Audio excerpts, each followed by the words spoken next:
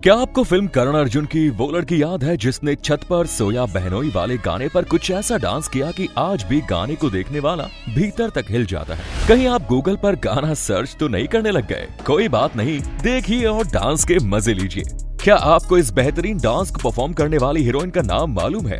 I think you are absolutely right. इसका नाम है ममता कुलकर्णी, जो आज अपने आप को एक सन्यासी के तौर पर रिप्रेजेंट करती है। पर बड़ा सवाल ये उठता है कि इतनी हॉट, सेक्सी और ग्लैमरस एक्ट्रेस आज अपने आप को सन्यासी के तौर पर क्यों रिप्रेजेंट कर रही है, जबकि उसके भीतर तो बॉलीवुड में लंबी पारी खेलने का कैलिबर था। आखिर ऐसा क्या हुआ कि जिस हीरोइन से बॉलीवुड की आर्टिस्टिक पिच पर एक्टिंग की लंबी पारी खेलने की उम्मीद थी, अब वो पवेलियन में नजर भी नहीं आ रही, बल्कि वो तो मंदिर में बैठकर तालियां बजाने का दावा करती।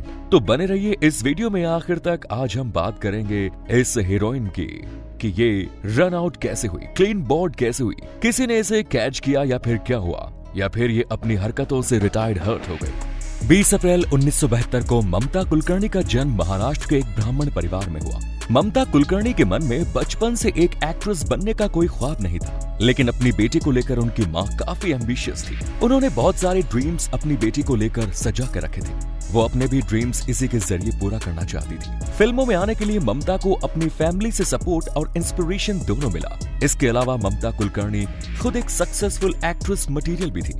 यंग, बोल्ड, सेक्सी होने के साथ साथ अट्रैक्टिव और गुड लुकिंग भी। अपनी माँ की इच्छा को ध्यान में रखते हुए ममता कुलकर्णी ने बॉलीवुड की तरफ कदम बढ़ाए और उन्होंने ऑडिशन देना शुरू किया। शुरुआत में तो उन्हें कई सारे ऑडिशंस में रिजेक्ट कर दिया गया। इसके बाद ममता कुलकर्णी ने साउथ की फिल्मों के लिए भी ऑडिशन दिया और उन्हें एक तमिल फिल्म नन बर गर्ल में काम मिल गया। ये फिल्म साल 1991 में रिलीज हुई और एक सक्सेसफुल फिल्म रही। इस फिल्म के जरिए ममता कुलकर्णी की साउथ फिल्म इंडस्ट्री में एक बेहतरीन पहचान बनी। यंगस्टर्स में ममता कुलकर्णी का क्रेज कुछ इस तरह से फैल गया कि लोग उनके नाम का टैटू अपने शरीर पर बनवाने लगे। इसके बाद ममता कुलकर्णी के बॉलीवुड में जाने का रास्ता और भी आसान हो गया। साल 1992 में उन्हें फिल्म तिरंगा में काम मिला और लोगों ने उन्हें इस फिल्म में नोटिस भी किया। उनकी दूसरी हिंदी फिल्म और करियर की तीसरी फिल्म थी आशिक आवारा, जो कि सैफ अली खान के साथ थी। इस फिल्म के लिए उन्हें लक्स या new face of the year का फिल्म फेयर अवार्ड मिला।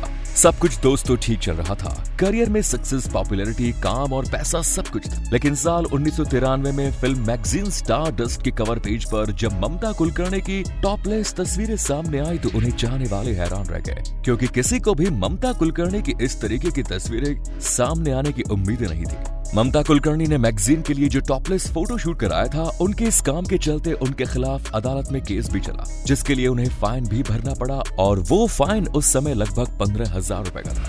ममता कुलकर्णी की लाइफ में उनके इस फोटो शूट ने भूचाल ला दिया। इससे जहां एक और वो लोगों की नजरों में आई, वहीं दूसरी तरफ इन्हें लोगों का जबरदस्त क्रिटिसिज्म भी झेलना पड़ा।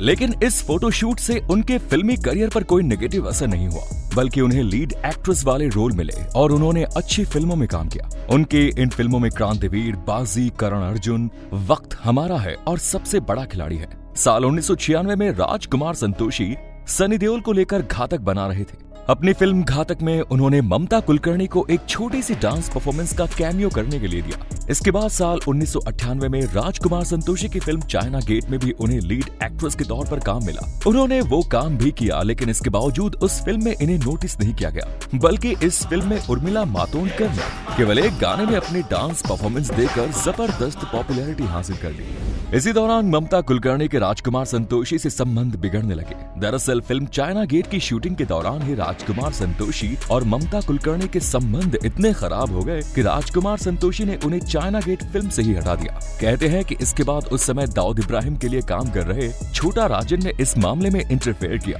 और इसकी बदौलत ममता कुलकर्णी को दोबारा चाइना गेट में लिया गया। लेकिन इससे ममता कुलकर्णी को कोई खास फायदा नहीं हुआ। हीरोइन होने के बावजूद उन्हें पॉपुलैरिटी के मामले में उर्मिला मातोंडकर से पीछे रहना पड़ा। इसकी वजह से ममता कुलकर्णी और उर्मिला मातोंडकर के बीच जो डिफरेंस और टेंशन क्रिएट हुई, उसने बॉलीवुड में इस बात को स्प्रेड कर दिया कि ममता कुलकर्णी को बॉलीवुड की दूसरी हीरोइन से इनसिक्योरिटी वाली फीलिंग आने लगी है।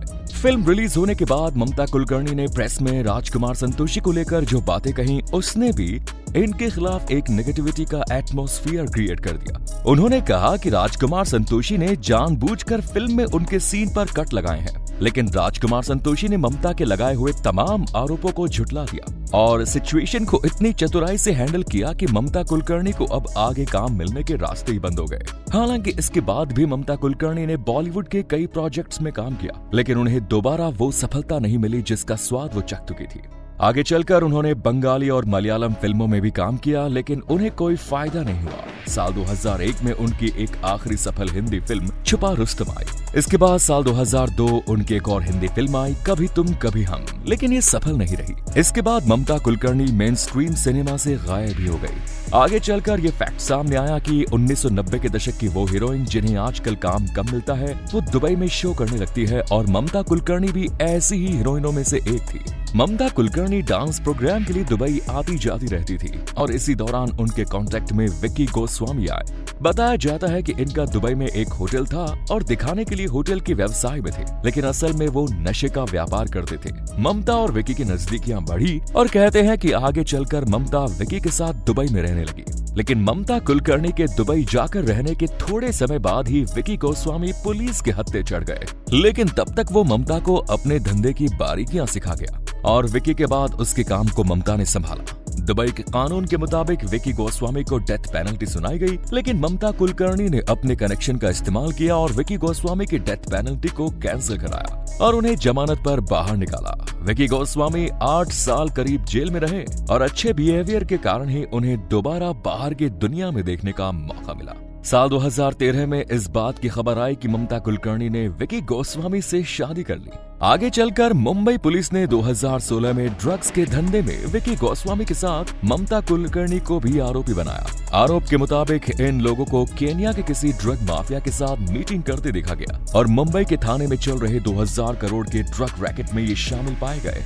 इस मामले में विक्की गोस्वामी को जहां एक तरफ गिरफ्तार किया गया, वहीं ममता को प्रोक्लेम्ड ऑफेंडेड घोषित किया गया। उन्हें पूछताछ करके छोड़ दिया गया। ममता के बैंक अकाउंट्स सीज कर दिए गए और उनके दोनों ही घर सील कर दिए गए। बॉलीवुड में लास्ट टाइम कैमरा फेस करने के लिए लगभग 16 साल बाद ममता कुलकर्णी ने केन्या से अपना एक इंटरव्यू जारी किया। इस इंटरव्यू में वो एक साध्वी की तरह नजर आई। उन्होंने कहा कि वो 16 साल तक तपस्या करती रही, इसके बाद उन्हें मां की शांति मिली। तो दोस्तों, चैनल को सब्सक्राइब कीजिए ताकि हमारे भी मन को शांति मिले और नोटिफिकेशन बेल को ऑन जरूर कीजिए। इंटरव्यू में उन्होंने अपने एक किताब भी सामने रखी जिसमें उन्होंने ममता कुलकर्णी एक योगिनी के बारे में भी बताया। उन्होंने अपने ऊपर लगे तमाम आरोपों को झुठला दिया, यहाँ तक कि शादी की बात से भी इनकार किया। फिलहाल ममता कुलकर्णी केन्या में रहती है। आज की वीडियो में तो दोस्तों इतना ही। आपको क्या लगता है, ममता कुलकर्णी साध्वी होने की आड़ में अपने ऊपर लगे आरोपों से बचने की कोशिश कर रही हैं या फिर सचमुच उनका हृदय परिवर्तन हो गया? इस सवाल का जवाब आप कमेंट बॉक्स में लिखकर जरूर दें। धन्यवाद।